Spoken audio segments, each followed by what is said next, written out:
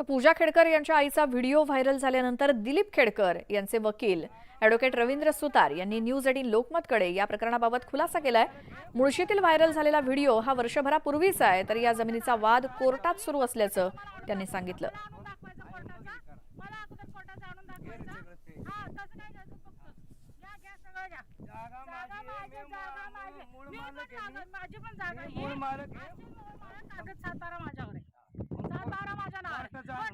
आणि ही जी घटना घडली त्या दिवशी बरेच जण तिथे उपलब्ध होते। काही अपप्रकार होऊ नये म्हणून स्वसंरक्षणासाठी त्यांनी सदरची गन आपल्याजवळ बाळगलेली त्यांनी मला सांगितले। सदरबाबत त्यांच्याकडे रितसर कायदेशीर परवाना आहे। सदरची गन त्यांनी स्वसंरक्षणासाठी तेथे दाखवलेली दिसून येते। सदरचा जो जमिनीचा वाद आहे तो आज अखेरीस मेहरबान न्यायालयात न्यायप्रविष्ट आहे। तर वादग्रस्त अधिकारी पूजा खेडकर यांनी आज पुन्हा एकदा प्रसार माध्यमांसमोर बोलण्यास नकार दिला। पूजा खेडकर आणि त्यांच्या कुटुंबियांवरती होत असलेल्या आरोपांसंदर्भात बोलण्यास अधिकृत नसल्याचं, त्या परवानगी नसल्याचं त्यांनी पुन्हा एकदा प्रसार माध्यमांना प्रतिक्रिया दिली। आणि पूजा खेडकरांच्या प्रशिक्षणाचा आज पहिला दिवस आहे। अधिकारी आणि कर्मचाऱ्यांना सरकारी कार्यालयात येण्याची वेळ राज्य सरकारनं 9 वाजताची निश्चित केली, मात्र तब्बल 2 तास उशिरानं जिल्हाधिकारी कार्यालयात त्या दाखल झाल्या।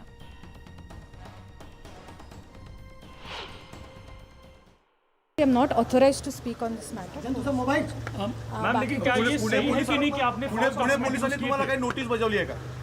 मी तेच सांगते, मी ह्या मॅटरमध्ये बोलण्यासाठी ऑथोराइज नाही आहे, त्याच्यामुळे मी ह्याच्यावर बोलू शकत नाही, म्हणून मी बोलणार। तर वादग्रस्त IAS अधिकारी पूजा खेडकर यांच्या बंगल्यातून ऑडी कार हलवण्यात आली आहे। बाणेर इथल्या बंगल्यामध्ये ऑडी कार झाकून ठेवण्यात आली होती, मात्र काल पुणे पोलिसांनी नोटीस बजावल्यानंतर आज ऑडी कार बंगल्यातून हलवण्यात आल्याची माहिती मिळाली आहे। ही ऑडी कार नेमकी कुठे हलवली, कुठे नेऊन ठेवली याबाबत प्रश्नचिन्ह आहे।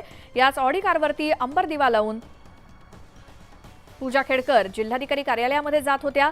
शिवाय बंगल्यामध्ये असणारी दुसरी पजेरो कार सुद्धा खेडकर यांनी बंगल्यातून हलवलेली आहे। तसंच बंगल्याच्या गेटला पत्रे सुद्धा मारण्यात आलेत, जेणेकरून मीडियाला आतल्या बाजूचं शूट करता येऊ नये।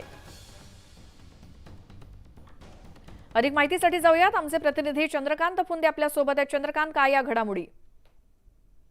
कालपासून मीडियाचं जमावडा इथं असल्यामुळं ते कुटुंबियांनी पूर्ण जो बंगला आहे ते चारी बाजूनी पत्रे मारले आणि आज जी गाडी होती ऑडी ती कव्हर केलेली, ती गाडी तिथनं त्यांनी हलवली, कुठेतरी अज्ञातस्थळी त्यांनी नेऊन ठेवलेली आहे आणि त्याच्यावरती दंडात्मक कारवाई झाली होती। ती कदाचित त्यांनी ऑनलाईन प्रोसेस केल्याची सूत्रांची माहिती आहे, पण अद्याप ते चलन हाती लागलेलं नाही, आपल्या हाती आलेलं नाही।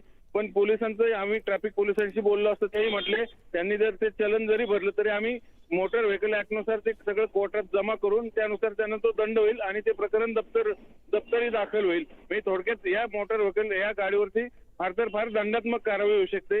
पोलिसांना तशी ती ताब्यात घेता येत नाही, म्हणून त्यांनी ती गाडी आणखीन मीडिया समोर यायला नको म्हणून ती आणि आणखीन एक पजेरो गाडी, म्हणजे ज्याच्यामुळे त्यांचं ते वैभव सगळं डोळ्यासमोर येत होतं, डोळ्यात येत होतं, म्हणून ते मोठ्या गाड्या दोन्ही गायब करून टाकल्यात आणि अज्ञातस्थळी नेऊन लावल्यात।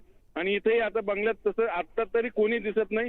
हे दोघंही खेडकर पिता पुत्र, मुलगी तर तिकडे वाशिमलाच आहे IAS अधिकारी ते, आणि दिलीप खेडकर आणि मनोरमा खेडकर ते आता इथं बंगल्यात कुठेही नाहीत, तिथून ते निघून गेलेत कुठेतरी आणि मीडियापासून स्वतःला वाचवण्याचा प्रयत्न करतात। पण जो व्हिडिओ व्हायरल झाला होता त्यांचा तो तिकडे मुळशीचा, त्या संबंधी त्यांनी वकिलामार्फत आपला खुलासा केलेला आहे आणि त्यात स्पष्टपणे सांगितले की वर्षभरापूर्वीचा व्हिडिओ आहे आणि आमच्याच जमिनीवर ते तिथले स्थानिक गावकरी ताबा मारत होते, म्हणून आम्ही स्वसंरक्षणार्थ बाउन्सर घेऊन तिथे गेलो होतो ताबा घेण्यासाठी। आज घडीला ती जमीन आमच्याच ताब्यात आहे आणि कोर्टात तो वाद न्यायप्रविष्ट आहे, असं त्यांचा खुलासा आहे एकूण या सगळ्या प्रकरणात। बरं चंद्रकांत, धन्यवाद या माहितीसाठी। तर ट्रेनी IAS अधिकारी पूजा खेडकर यांचा आणखी एक कारनामा समोर आलाय, तो म्हणजे नवी मुंबई पोलिसांवर सुद्धा पूजा खेडकर यांनी एका प्रकरणात दबाव आणला होता। स्टील चोरीच्या एका प्रकरणात आपल्या नातेवाईकाला सोडवण्यासाठी पूजा यांनी नवी मुंबई पोलिसांवरतीच दबाव टाकल्याचा अहवाल खुद्द पोलिसांनीच गृह विभागाला पाठवलाय।